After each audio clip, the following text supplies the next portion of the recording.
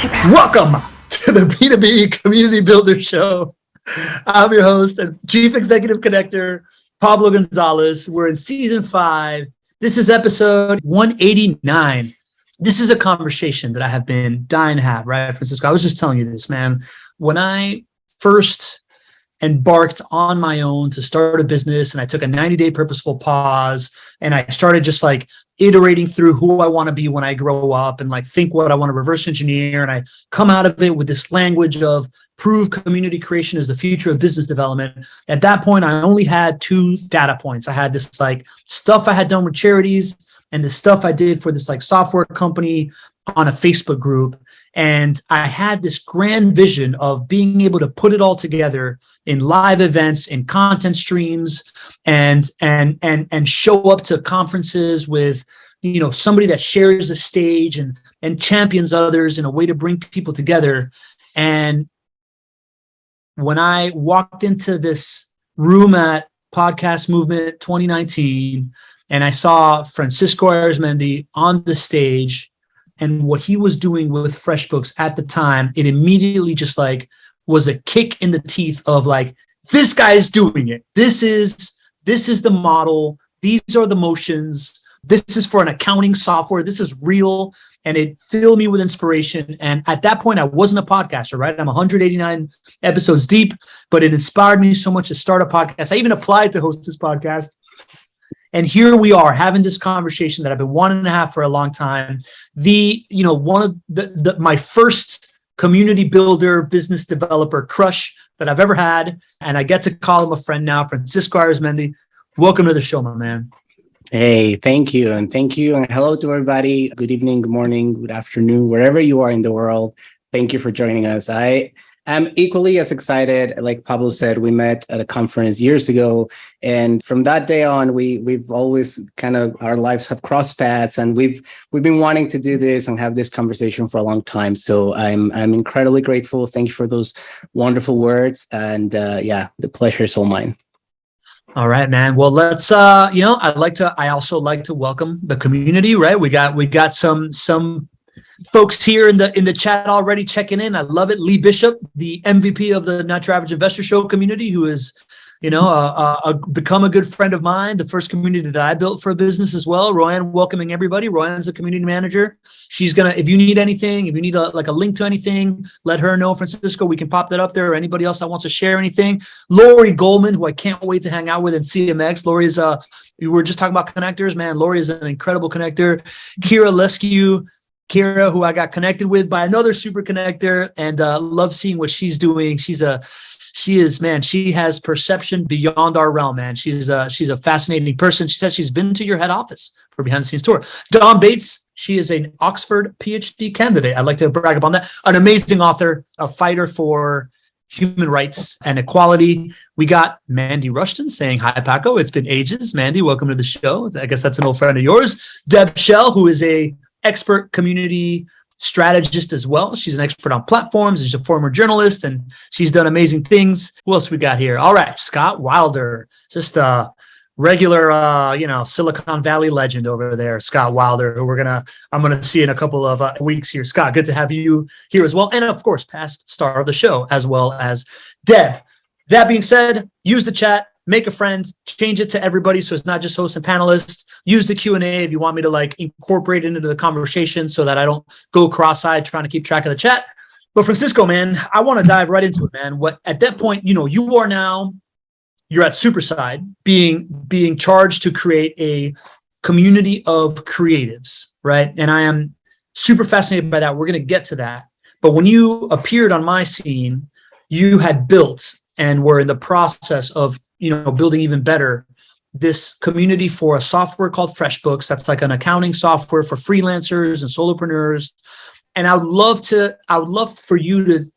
to make this episode like a case study of how you did this stuff, right? And then we can end with Superside and what you're going to do there. But like when you got brought into Freshbooks, like at what point did community become a directive? What was the goal at first, and how did you get enlisted into it? Awesome. Yeah, I'll start by prefacing, and I'll say that, I was lucky enough to be at Freshbooks for almost 8 years, and I pretty much built a little life career in there. And throughout that time, I had the opportunity to work with wonderful people. So today you're going to hear me talking about what we built. I can't name everyone that was part of this, but it's not all of my authorship. I had the privilege of leading community and what we did in the last number of years. But there were great people, a lot of people that influenced that, and a lot of people whose genius were part of that. Some of them are even here with us today, and I'm super stoked about that. But yeah, FreshBooks is a wonderful place. Like you said, it's an accounting platform for small business owners, and that in paper sounds incredibly boring. So when I came on board, the idea was to create a space and reconnect with a lot of our customers. So when I joined FreshBooks, it had already existed for about 10 years. And there's already been a history of incredible things that were done at FreshBooks to connect, to make it different, to really position the brand as not just an accounting software, but really an ally of the small business owner. And, for a reason, that had stopped for a number of years. And our CEO at the time, Mike McDermott, who is also one of those geniuses that I credit this incredible work. And he did a lot of the legwork of believing in this type of, approach, this wacky, unconventional, out of the box thinking. And he brought me in with the CMO at the time to reignite that and reconnect with our audience. We had been growing exponentially for the last number of years, and we wanted to really reestablish FreshBooks as a thought leader. So I was able to work with a wonderful group of people and take a lot of the book that had already been written about FreshBooks. And, one of the first things we did was retake a very simple idea that I think is genius. And this is not my idea, but it was called the customer dinners. And this was every time we traveled to any place for a conference, an event, or whatever, we'd always reach out to the customers that were in that area and say, hey, come join us for dinner. We're going to be here for the night and we'd love to meet with you. There was no strings attached. There was no PowerPoint presentation, tupperware party. It was really just an opportunity to connect one-on-one with our customers and hear them out. And a lot of magical things happening in those very, very small, almost meaningless, you would say, interactions. And that was that we started seeing a common thread of how people were really yearning for a space where they can connect with each other. All of a sudden, 10 people that are complete strangers, they're all in the same boat, they're all entrepreneurs, and they're connecting and forming these really wonderful interactions, and things start happening. So that kind of sparked ideas of, we should do something about it. And we worked on it, and we decided to create an event. And the idea of this event was simple. It was let's bring in entrepreneurs into the same space and have a conversation about what making a living as an entrepreneur is. And hence how the event was called I Make a Living. And, because everyone makes a living in a different way. And that was it. That was the premise of everything that happened after that. We started with the event, and our first event was in LA, and it was a very small event. It was in an old photo studio out of Melrose. We had a great group of people, and we had no idea at that point what the response was going to be. And that was kind of like the first seed of start building community. And it goes through there's a great startup founder. He's like a serial startup founder, Seth Radman from Atlanta. And he always says, when you have an idea, you have to work as fast as you can to get to your MVP and just put it out there and start getting feedback. Because if you keep working an idea in your head, it stops being a great idea and starts becoming about you and less about who you're going to put it out, right? So the idea of doing the event and where we did it, and I have a picture. I'll share with you a picture we have, actually, because I love that picture of that first event. Actually, let me see if I can. I'll grab it now for you. Yeah. While you're looking that up, I kind of want to just break down a couple of things, right? I really do believe that the low-hanging fruit for most companies is the re-engagement with their clientele, right? I really, what I see in the clients that I launch is this idea that they have been around for a little while. they've had some success, they've proven their value to people, and then you naturally lose contact with people, especially if you go through a growth period, you've gone through some evolution, right? It's like a heavy load to go back and tell everybody exactly how much you've grown, all the different things you have, right? Like all these different things. And I see such a low-hanging fruit of re-engagement with people that you've made happy. That's essentially networking, right? It's like, it's the touch points of just like, I hit you up like 1 to 3 times a year on LinkedIn just to say what's up, right? Like to have you remember me. And this idea that when you're a company and you have a presentation somewhere, or your team is going to be in an area, to invite like a small node of clients out to dinner, I just find that genius, right? So I wanted to touch on that to begin with. And then it sounds like the positive feedback from that was the signal that gave your team at FreshBooks this idea of like, you know what, why don't we get a little bit more deliberate with this and have some kind of event, right? Is that kind of what I listened to correctly? Totally. Yeah. Yeah. Community building, in my opinion, is about building relationships, right? And it's that arm, it's that muscle that traditional marketing is not going to give you. You're really trying to connect with an audience in an authentic and honest way and provide a value beyond whatever product or service you're offering. To me, that is what community building is all about. So this initiatives that we created at FreshBooks were exactly that. It was, how can we add value to our customers beyond our accounting software? And how can we build a relationship so that they know that we truly care? Because, at any given time, you're competing with big companies, you're competing with a lot of dollars, you're competing with very powerful, strong marketing and advertising. So you have to find a way to connect with the audience in a way that you build that relationship. So the community does that for you. And that's what I've learned. That's what we've done. And it's been wonderful to see the power of that connection that you build when you truly add value to your customers. Love that, man. Did you find a picture? I have a picture. I want to go back to my story. Okay, All right. So this is our first event. I love this picture because when I see where the event ended and where it started, it really tells a journey of, where we did. And this was a great learning experience for us. We didn't really know what we were doing. We put out this event, and like I said, it was an old photo studio. We put in all these like things that, the branding is not great. There's just a banner hanging. Chairs on the stage are like very uneven sizes. That was my fault. So I thought it was very like artistic until people sat down, and then I was like, shit, like this guy looks like he's sitting on a toilet, and the guy is like way too tall. It was terrible, but it was something really amazing happening at this event. And it's like we started really understanding what the place of I Make a Living was in all of the offering. And it wasn't really so much about what was happening on stage.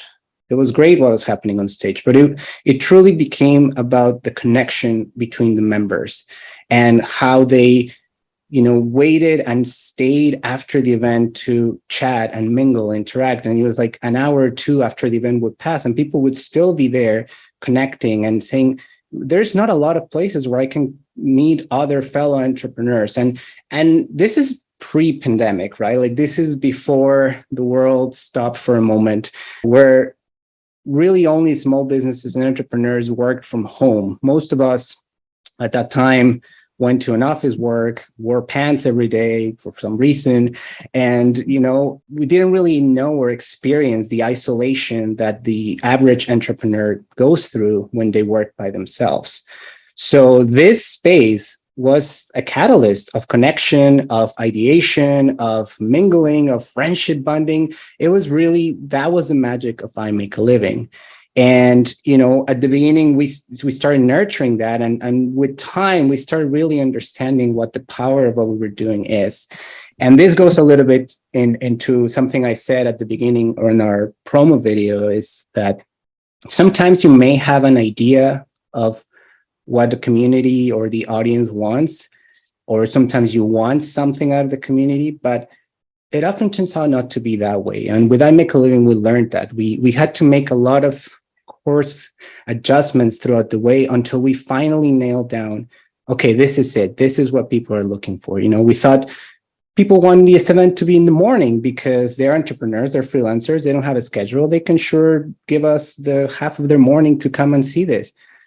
And it was a real struggle to get people to come. And when you started talking to them, they were like, no, man, it's in the morning. It's on a Wednesday. Like, I have things to do. So we decided, hey, let's flip the event and let's do it at night and see what happens. And boom, like it changed. Like we went from an average of like 50, 60 people to 500-600 people attending each event in every city and growing.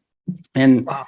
We went to, okay, let's do like a heavy programming on stage. Let's do a panel, then let's do a keynote. And it was long. It was too long because people, what they really wanted to do was to connect. And so we shortened the content of the stage and we said, okay, let's just do a 35-minute panel. And then let's open the floor for Q&A. And then let's just try to help people connect. So we had initiatives, we had dynamics to really start building. And that's, to me, that's really where the event took off, where the magic started happening. And fast forward, like 2 or 3 years later, the event really became something completely different. We were now selling out in every city we were going. We were bringing in really amazing guests. And it became a valuable asset. And that's because we found the value proposition of I Make a Living. And that's something I often talk to when we're talking about community building is you have to understand the value proposition of what you're going to offer. You cannot replicate or do what other people are doing because that already exists. You have to find what is the unique offering, what's going to make people want to spend time with you, whether it's an event, a podcast, an online community, a forum, whatever your medium is. You have to find the angle that's different because that's what people are looking for. There's good in benchmarking, right? There's a lot of great things. And I'll give you an example. I think I really admire what Ben Lang is doing with Notion. I don't know if you follow Notion's community. Yeah. I think it's fantastic work. And oftentimes I was approached and say, hey, can we build Notion's version for X? I was like, no, we can't. Because that already exists, because that works for Notion, like I can take certain elements of what I think Ben's doing really great with Notion, but it may not work for your audience and it may not work for what you're looking for. So you really, really have to work on your value proposition before you start like thinking of a community as a medium for growth. Love that, man. Love that. And it's such an underrated piece of advice, right? Like I put okay. Can you unshare, Paco, so we can see your fresh new haircut a little bit better? Looking good. Such an underrated piece of advice. I recently, it hit me, man. Like most people, when they buy a book on community building, or they buy a book on marketing, or they buy a book on whatever, and it's like first 3 to 4 chapters are just like know your audience, get to know what's valuable to them, figure out what's valuable to them, bring it to them. And then the book goes into whatever specialty. And people love to obsess on chapter 5 through 12, right? And they love to skip over chapter 1 through 4 when it's really getting to know your people and understanding that value prop. So I don't think you can say that enough times. And I love that you brought that up. What I would love to do is go into a little bit of the kind of how it went from that one room with like a toilet looking chair and whatever to a bunch of great rooms, to the evolution of also putting in content as part of it. And I guess my question is, because I have in the audience right today, we have my buddy Sharon Joseph, who is the first person I ever built a young professionals community with, right? Like we've been through it. We got Jen Filson, who is the fairy godmother of the Not Your Average Investor community. She's the one going city to city, kind of like starting up like local chapters like y'all did at Freshbooks. And it's hard to get people to show up somewhere, right? What that first event, like you and me have talked about, like you had a couple of tricks up your sleeve of like getting people to show up. You had an email list, but you also kind of partnered with other kind of like local things. How did you get people to start showing up originally before word got out about how sweet this event was? Yeah. And just touching a little bit on what you were saying earlier, I think another thing about community building and like another debunk myth is like, it takes time. It's not going to happen overnight. Community building is about building relationships, it's about building meaningful connections, and that, like anything in life, takes time. So especially businesses, brands, they're like, we want a community and they expect to see results in 2 to 3 months. Like they're going to have a really hard awakening. It's not going to happen. I was speaking a couple of weeks ago with a fellow named Pramod. He's the founder of Threado. And he was saying, it could take anything from 6 to 8 months to start seeing the return on community. And that's true, because you have to lay the groundwork. You have to start laying the foundation. You have to start attracting those like super fans, those people that are going to really help you build. And then from there, you start building, you start adding more people, you start adding more dynamics, etc. But that takes time. So if you are a brand that is looking to start community, just know that going into it. It is not a short-term investment. The ROI is not going to come right away. When it comes, it's fantastic. And it's probably one of the strongest ROIs that you can have, because you're going to build life-lasting relationships with the people that become your fans. You're going to get word of mouth marketing, which is something, and you have a video of me saying that too, like it's something that you cannot buy. And it's one of the biggest, most amazing lessons I've had in my life, is the power of word of mouth and how strong and how much it can do for you as a brand when you truthfully earn that. And you have to earn word of mouth. You can't buy it. Totally. I got to add this one thing that I thought was genius, right? Christopher Lochhead talks about, like, it's not product-led growth. It's word of mouth-led growth. Like, no matter how good your product is, word of mouth is the only thing that's going to make it happen. So I couldn't agree more. But yeah, give me a little bit more about how you got people to show up. Yeah. And again, I credit a lot of this to some of the great people I worked with, like Saul and like other fantastic folks at Freshbooks. But we had different tactics, and one of those where, every time we went to a city, we did a lot of like what Mike McDermott, the founder of FreshBooks, said. It's like the hand-to-hand combat, one-to-one combat. And it's planting little seeds that, again, they're not going to see results right away, but eventually you're going to start, getting all those results. And so we would go to organizations in like the cities. We would go to, entrepreneur groups. We would go to female entrepreneur groups. We would try to find the spaces or other existing events and start leveraging on that, and start really, again, showing the value prop of what we were offering. And a lot of the times when people understood what we were doing, they were so happy to help us grow it, because they saw the value, right? And that goes to what I was saying earlier, like the authenticity and the value that you offer can speak volumes when you're trying to recruit people. If people see the value, if people see this is honest, this is authentic, and it's going to give something, they'll be so more than happy to share those things with others. So we were very fortunate. We were able to build relationships with, anything from like the freelancers unions to like the AIGA to like other companies started like Wealthsimple and, co-working spaces, et cetera, that really started like kind of rallying behind what we're doing and sending their own people there and say, hey, this company is doing something cool, you should check it out. And just how do you build those relationships? Like, you're like emailing somebody saying this is going to happen, and then you're like showing up and buying them lunch. Like, how are you building that relationship before you get there? It's not as hard as you may think. You just need to ask, and you just need to knock doors. We did knock a lot of doors. We did email a lot of people. We would intercept them at an event, and like offer them like, yeah, hey, like we would love to talk to you. Like, let's have dinner. But I had a great colleague who, like, anytime we travel, would say, I book my calendar from 8 a.m. to 8 p.m. when I'm in New York, because all of the time I'm there, I'm just going to be hustling, getting those meetings, getting in those rooms, getting in those conversations. And it's true. Like, it really is that little one-on-one combat, and asking doesn't hurt, and they don't charge you for asking. And I have learned that in my own career, like in everything that we do. Like 97% of the guests that I had on the show, on the event, on the podcast, we didn't pay them a cent. We asked them, and they were like, yeah, I'd love to be part of that. And all we had to do is ask. And we're talking about big names. We're talking about your Pat Flynn's. We're talking about like, like NFL players. We're talking about like influencers. Like I remember Sarah Dici, like she has like a huge channel on tech, and we had her in New York, and she normally would charge 20 grand, but we asked her and say, hey, this would be really great. Like, would you be interested? Like, we didn't even put money on the table, and she was like, yes, can I come? Like, can I be part of it? And people were just happy to come through. So again, offer something that people see the value in, and they'll be more than happy to join and be part of it.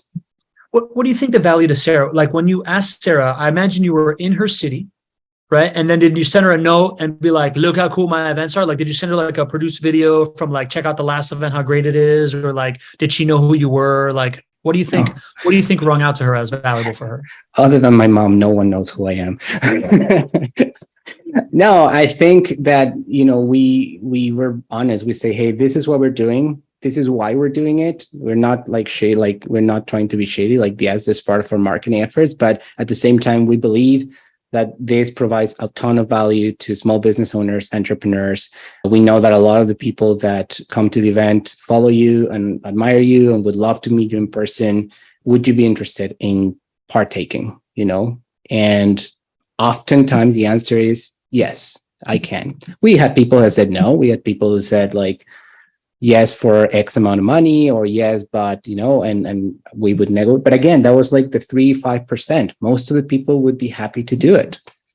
And that to me was that was a huge awakening of how much people are willing to give back when they can. And we're often scared and say, oh, how am I going to reach out to Tim Ferriss? Like he's never going to do it, right? But sometimes you just ask and they may say yes. Makes a lot of sense, man. Early on, was there any, like the first people showing up and maybe the first kind of like round of the stuff before you really dialed it in, was there any kind of confusion between attendees and hosts or any of that? Was there any ever kind of like disconnect there of kind of like who's there for what and that you had to work through? Not really, no. Can you give me an example of what do you think? You kind of said, when people were coming in, like early clients maybe doubting, is this going to be a pitch fest? Why would I come? Or people coming to network, but they're being more like programming and like how you kind of massage that type of stuff. I think early on, if it was an event, I would get on stage usually and kind of like lay it out and say, this is why we're here. This is what it is. This is what it is not.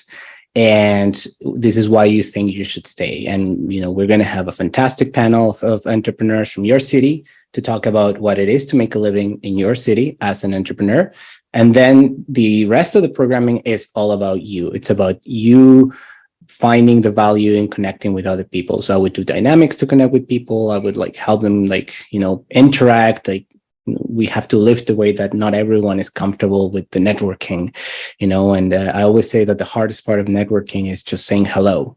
That's like opening line or just like icebreaker. It can be the hardest for a lot of people. I am an introvert in nature and I don't like saying hello to strangers. So finding that safe haven, safe environment where people can do it and kind of get that nudge was really appreciated. And those kind of little things really set the tone of what the night was going to be. And oftentimes, most of the times, we would end up having to like kick people out and be like, well, you really need to leave. We want to go to bed. It's past midnight now. But it was always with great satisfaction that what we were doing was working. Awesome. I know that Rand's hitting some.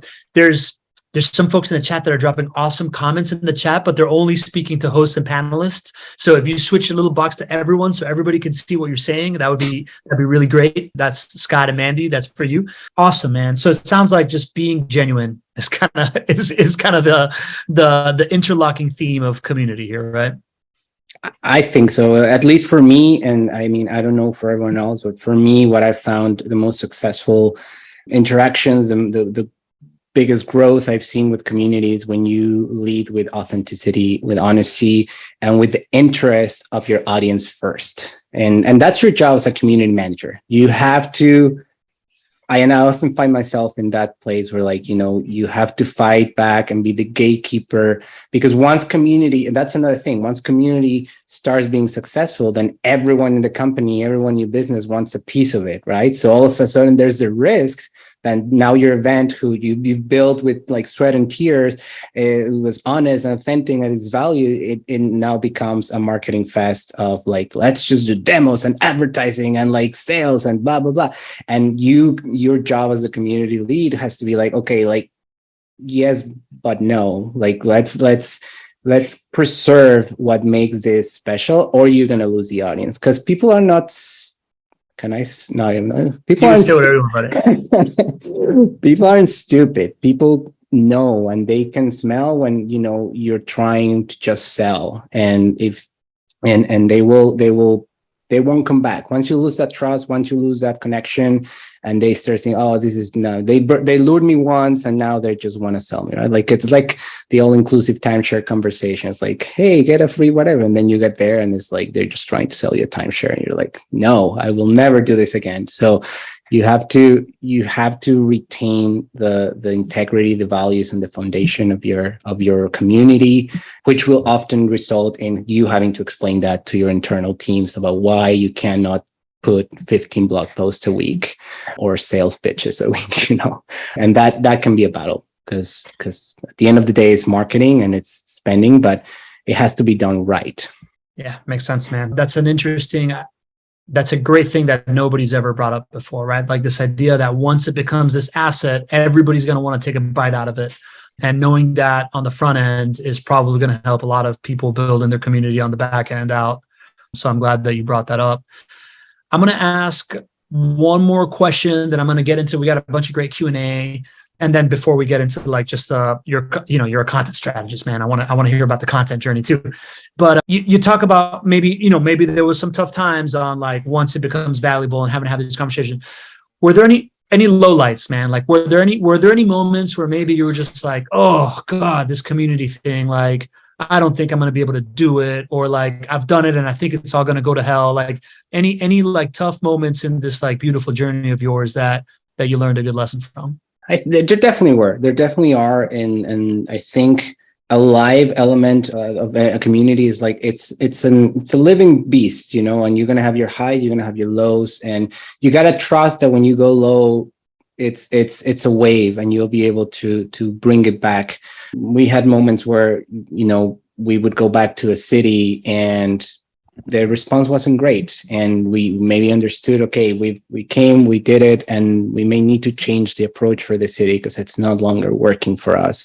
And then we'll go to next city and we'll have like 2 sold out like events like in a row or something like that.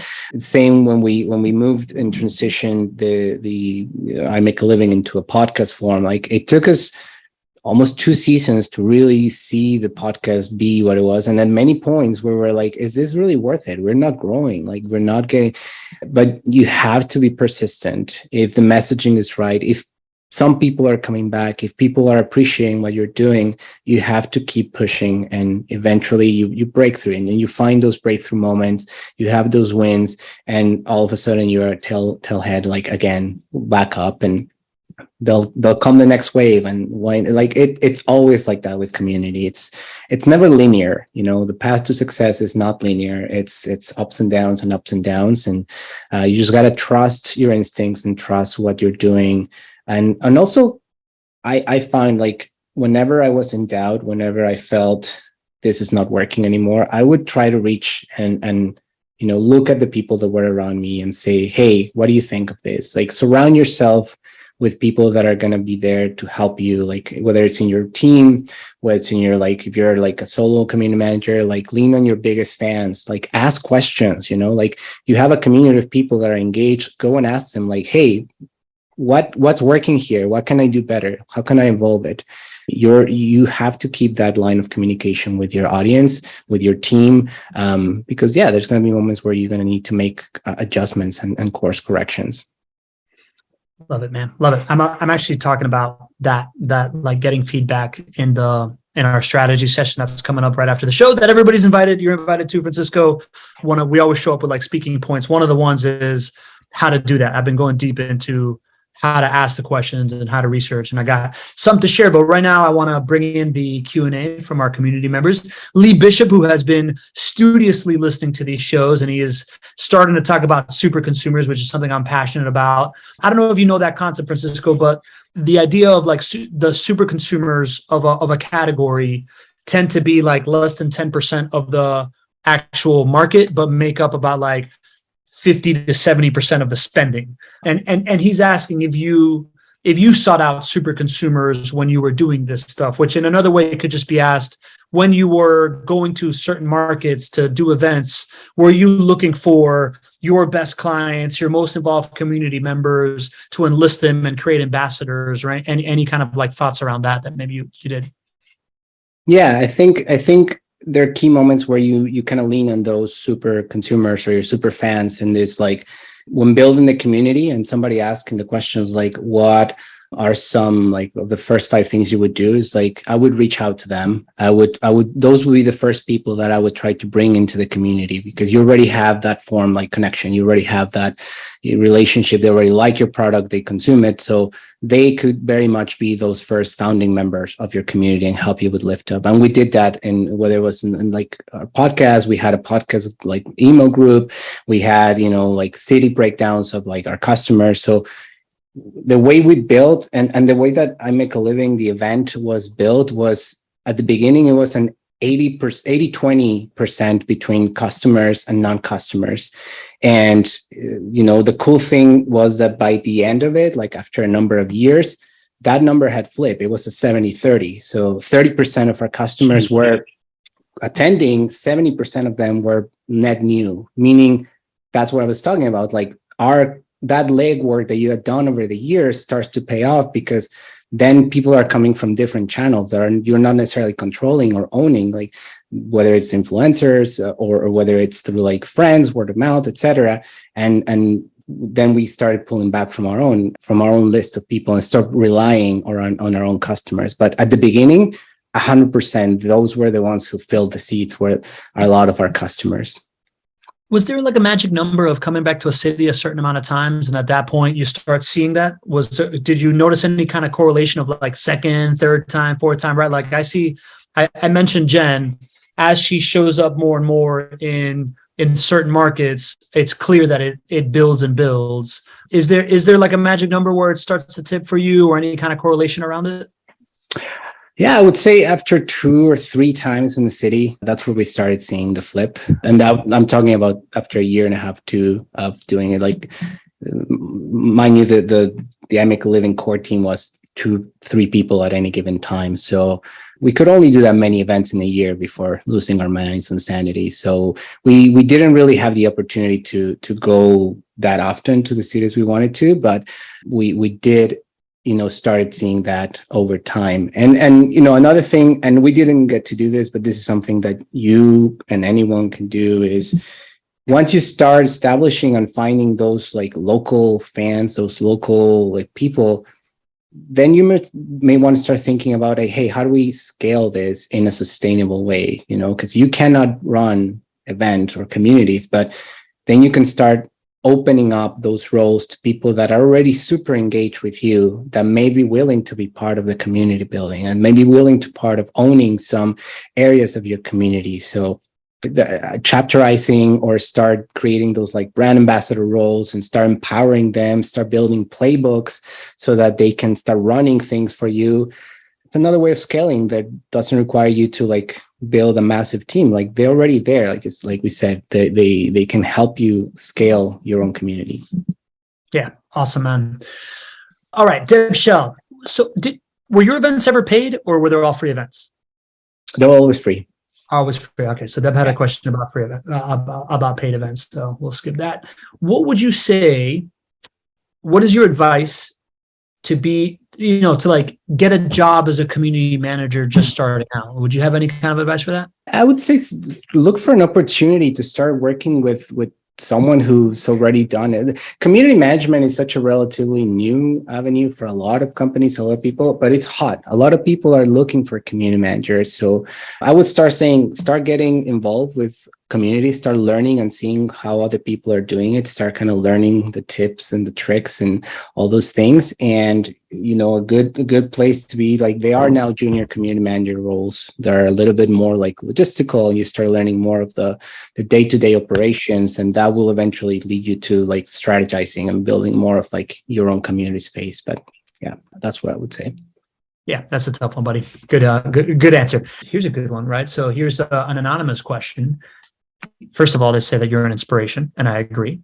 But he says these events look really expensive, right? Like 10K, it looks like easily 10K each. Did you, first of all, were they really expensive? And did you see the return on investment from the stuff? Yeah, they were expensive, I am plenty aware that not all the time and not everyone has the luxury of being able to have a FreshBooks budget in their marketing.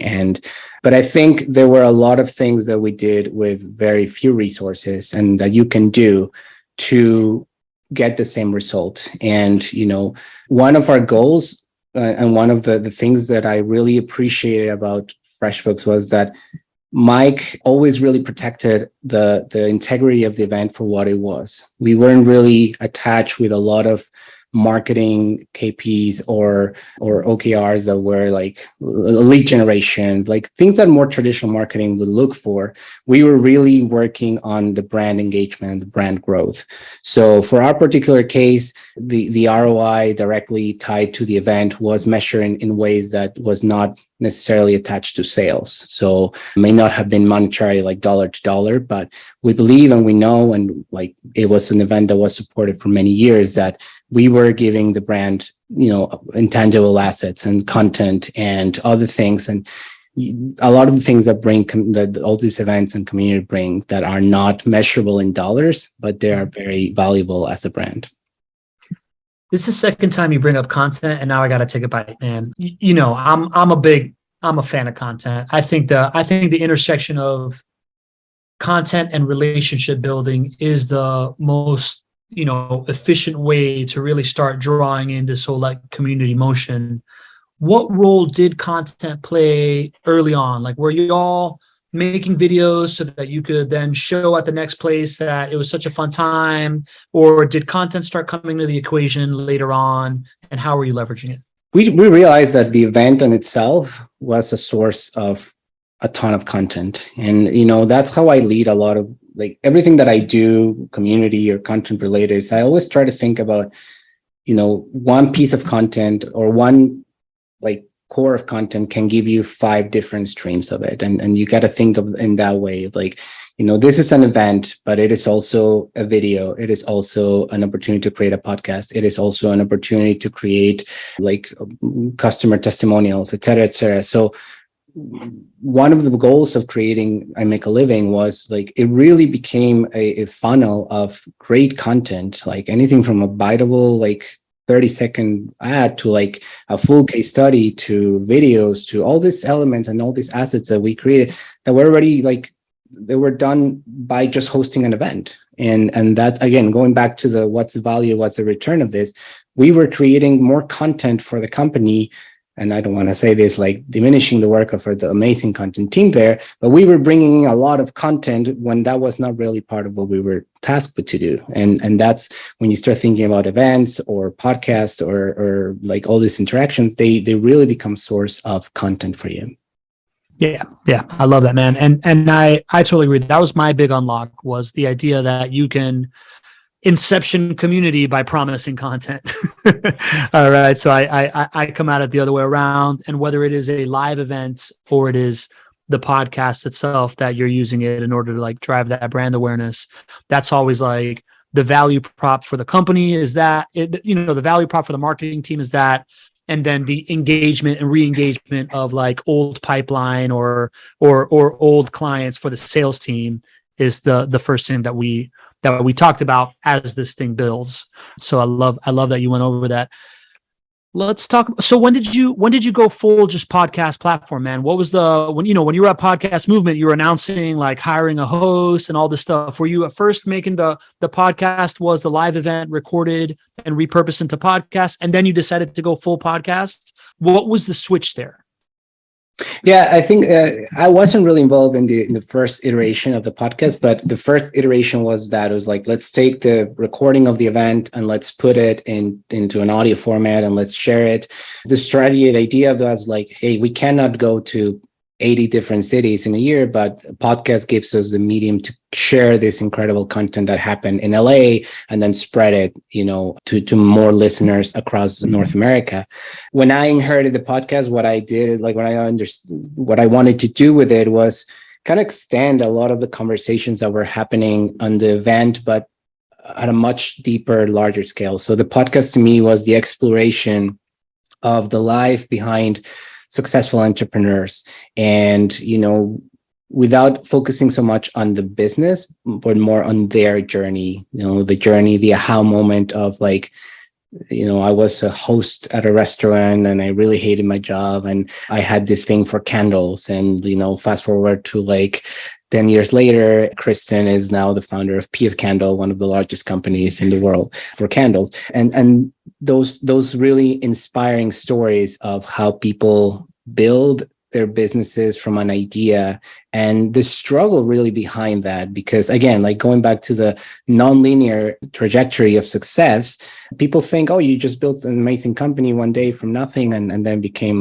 this company. But like the reality is very different. A lot of times it involved a lot of failure. A lot of times involved a lot of like pivoting, and hearing those stories for the audience was kind of that point of relatability, because a lot of them were found in that moment where they're either about to start or just starting a business or not seeing growth with their business. So I wanted to create those stories and tell those stories of people who were in those shoes at some point and were able to figure out a way to find success. And the response was fantastic. The podcast, grew to a top 10 podcast in business in the US, in Canada, and the UK. And, we did 4 seasons. I had a wonderful host who, I actually met at that event that you mentioned. When I met you, Damona was, an incredible addition to the team. And it was a really fun journey. But and when we talk about the community of like all the assets we were building, like there was a synergy and there was a commonality in the thread of like everything that we were doing. We were finding that uniform voice of the event complemented the podcast, complemented the online community, and then we build that ecosystem of I Make a Living. And that's another thing, like the consistency of your voice has to come across all the channels that you're going to do a podcast, you're going to do an event, you're going to do a community. Make sure that your voice and your messaging is consistent so that it feels unified. It feels like one, because then you build that as an ecosystem. I like thinking of it as an ecosystem, man. And I like the idea of these events are kind of like a floodlight, right? Like you shine a light on a space of, look, we're all like each other here. We're all looking for same things. We can all, get together. And then with the podcast, you're spotlighting people, right? So it's like this idea of the two sides of that. Sounds awesome. And Scott's saying, how did you handle this organizationally? Did you have one person manage the event, one person manage the podcast? You said it was a small team, right? Yeah, at any given time, it was 3 of us. I had a wonderful team of colleagues who worked with me in it. At the end, I was managing the podcast as a producer. I was producing the events. I had a colleague who helped me produce the events. But yeah, it was always a team effort, and I couldn't have done it all by myself. But at the same time, it was a very small team. So we were very resourceful and constantly very tired. All right, man. I want to talk about Superside for the last like 10 minutes before we go into relationship-driven growth strategy sessions. You've had this experience, right? Like you did it, man. You hit the home run. You made like a super valuable asset of a community. You're now enlisted into starting, this was for solopreneurs and freelancers. You're now building a creatives ecosystem, right? Kind of like a marketplace play, if I understand it correctly. Where do you start, man? Like what are the top 5 things that you're going to like dive into right now as you are building this thing? I'm super stoked. Superside is a fantastic place. It's a place where I feel the same level of creativity and support for this kind of initiatives, which is why I decided to join, and I feel incredibly grateful. I'm building a community from scratch for them, and this is really interesting because it is not just a creatives community. This is the intersection point between creativity, marketing, and design, which is going to be fun, because what I've learned, and this is one of the first things I'm doing, is I'm really deep diving into the two worlds, right? And they may sound as like, oh, design and marketing are like part of the same, but you have no idea how much they can par from each other, and bringing designers to agree with marketers and marketers to agree with designers and kind of put them in a room. That's going to be the fun part. So it's building that intersection of like creativity, design, and marketing, and building a place where they can learn, they can grow, they can support each other, and which is Superside's mission, right? We want to like globalize design. We want to make sure that, everyone has access to great design, and we are enabling that through our platform. So yeah, it's going to be a really interesting thing. We're exploring platforms. Somebody asked about, what platforms that we can use. So Mandy asked the best platform, apps, CRM, databases to capture all the info necessary for your mega fans. Yeah, go for it. Answer that. Yeah, I'm not too familiar with Text2Full, but there are a lot of like CRM tools. If you wanted something more specifically to community, we are going to be using a platform called Circle, which is fantastic. It was, it's founded and it's funded by one of a good friend of mine, Pat Flynn. But there's also a Tribe community platform. There's Mind Networks. There's Vanilla Forums. There's a lot of community platforms that work really great. If you're going to be focusing on more of the creatives and more of the small business owner, I highly recommend Circle. I think Circle is made for that, and that's the one where you're going to be finding our community. So yeah, we're launching the community. We're going to be looking at the rollout and plan. And the one thing that I would recommend, and you asked me what is one of the first 5 things I'm going to do, is I'm going to make sure that it is not a dead space upon launch.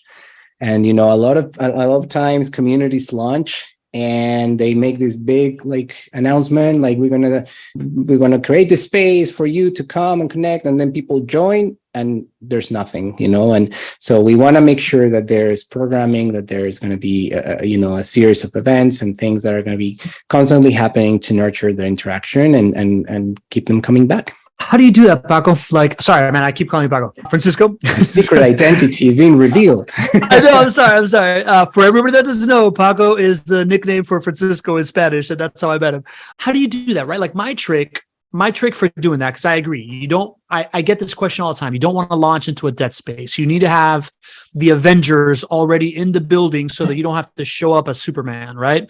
My trick has been launch a cohort online learning course that you can take 10 to 20 people on, so that those 10 to 20 people, right, like they're still in the audience right now, Jen and Deb and some of the folks that took our class kind of kickstarted this idea of having a captive audience that's paying attention to like my crazy brain and the people that I bring on, right?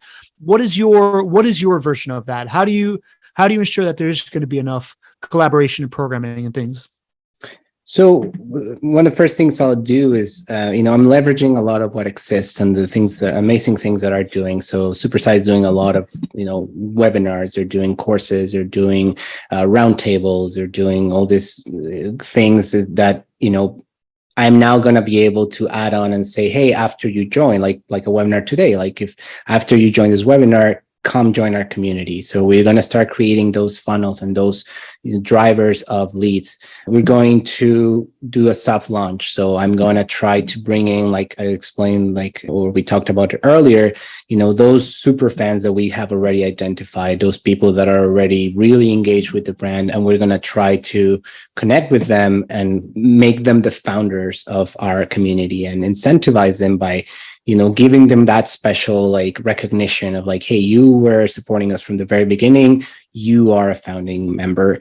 You get X perks or X access or whatever it is. There's many ways in which you can, do gamification. You can do incentivizing. You can do a lot of dynamics to really engage those communities at the beginning and start bringing people in. But definitely leaning on our existing efforts, leaning a lot on the super fans that we already have. Love that, man. Any tips on getting qualitative feedback? It sounds like you spend a lot of time trying to find out what people want, which I believe in more than anything, right? Like this is what I'm going to talk about at Relationship Driven Growth Strategist, but I'm reading this book called The Mom Test. That's all about like, if you ask your mom if she likes something, she's going to say yes, bro. Like you got to ask a different question, right? Any tips? Like, do you have any frameworks on how do you do qualitative insights or any ways that you reach out? Any things you've learned along the way that can add value on that? It's going to sound a little unorthodox, but it's almost a little bit of a masochist approach, I would call it.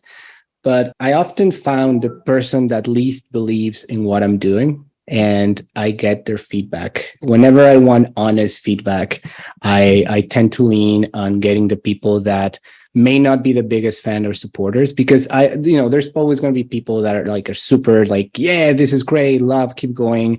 And those are fantastic to have. But there's also going to be some people that are like, man, I'm not sure. I'm a little bit more pragmatic. I'm a little bit more skeptical. So I lean heavy on those for the kind of raw, honest feedback. I kind of like put my armor of truth before I go into the room. And I ask, because you want to have the full picture of what's working and what's not. And sometimes you need to hear the hard truth. Sometimes you need to hear the things that are working, things that are not. And, that has worked for me. And I also like ask people, they like, hey, honest feedback, honest thoughts. What do you think is working? What do you think doesn't work? And people are often kind enough to give you what you need in an empathetic way. Just one question on that before we wrap up here and go rapid fire until you got to get out of here. That idea of asking people that are like me about you, to me, that makes a lot of sense, right? Like you read buyer personas, like that's where the gold is, right? How do you get those people in the room? Like it's so much easier to talk to the person that loves you, right, than the person that really doesn't care about you that much. Like, how do you get in front of them? Like, or how do you get them to answer your questions, I guess, Yeah, I will always lead with the notion that I appreciate their feedback, regardless of whether it's good or not. So, there's a couple of people come to mind. I always say like, hey, Jimmy, I know that you're not the biggest fan of what I'm doing, but I really appreciate your input. I think you have a lot of knowledge in this, and I would love to hear your thoughts and this. And what I would then do after giving that feedback or having received the feedback is kind of keep them in the loop of what's coming. Like, hey, took that feedback into consideration. Here are some of the things that I'm going to do, or that we change, or why not. And then you really have show them that you care, and it was not just like a joke that you wanted their feedback. So next time you ask them, they'll likely interact with you again. Awesome. So how do people get a hold with you? What's the best way to connect with Francisco these days, and how do we bring you value? Nothing says adulting more than saying follow me on LinkedIn, but yeah, apparently that's where I'm more popular these days. So yeah, follow me on LinkedIn, Francisco Arizmendi. You can find my name probably written down somewhere in this description, and that's where I usually hang out. If you want to look at pictures of me and my kid, then follow me on Instagram too. I don't have an object, but you won't find anything useful there.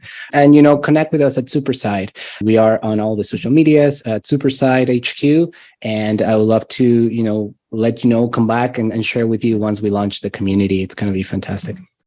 Awesome. All right, Francisco, before we get into it, man, I just got to acknowledge you, man. Like, there is few things more powerful than cognitive bias, right? Like when you see that something actually works, and there's been very, very few times in my life where I've just like had to have been in the room for it to really hit me across the face that this thing really works and it's out there and it's what I want. And you represented that for me at a very crucial moment in my life, man. So I just want to thank you for that. I know you didn't do it on purpose, man, but like what you're doing out there affects people more than you know. I'm really grateful that I've gotten to meet you, man. And I've been waiting 3 years to have this conversation with you. And I'm really, really pumped with how it came out, man. So just thank you very much. No, thank you. And those things, or those pieces of feedback, is what really is community building to me is all about. Like, it's not for the fame and the fortune. It's to like, if what we do can have a bit of impact in your life, if it can make your life a little bit better, that's the biggest reward. So, I am the one who's grateful. I am so grateful that we had this convo and that, we became friends from that. Awesome.